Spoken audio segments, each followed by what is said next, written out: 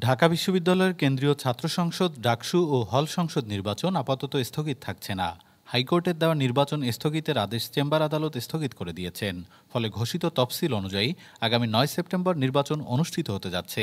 এর আগে ছাত্র শিবির সমর্থিত প্যানেলের জিএস প্রার্থী এস এম ফরহাদের প্রার্থিতা বৈধ নয় এমন দাবি করে রিট করেন বাম জোটের এক প্রার্থী। হাইকোর্ট ওই রিটের শুনানি শেষে নির্বাচন স্থগিত করেন এবং ফরহাদের বিরুদ্ধে তদন্তের নির্দেশ দেন। তবে বিশ্ববিদ্যালয়ের আইনজীবীরা চেম্বার আদালতে আপিল করলে দ্রুতই হাইকোর্টের আদেশের কার্যকারিতা স্থগিত হয়ে যায়। এই নির্বাচনে ডাকসুর ২৮টি পদে প্রতিদ্বন্দ্বিতা করছেন ৪৭১ জন এবং হল সংসদের ১৩টি পদে প্রতিদ্বন্দ্বিতা করছেন ১,০৩৫ জন প্রার্থী। প্রচারণা ইতিমধ্যে শুরু হয়ে গেছে। ক্যাম্পাস জুড়ে মিছিল, পোস্টারিং ও বিতর্ক জমে উঠেছে। বিশ্ববিদ্যালয় প্রশাসন বলছে প্রস্তুতি চূড়ান্ত পর্যায়ে।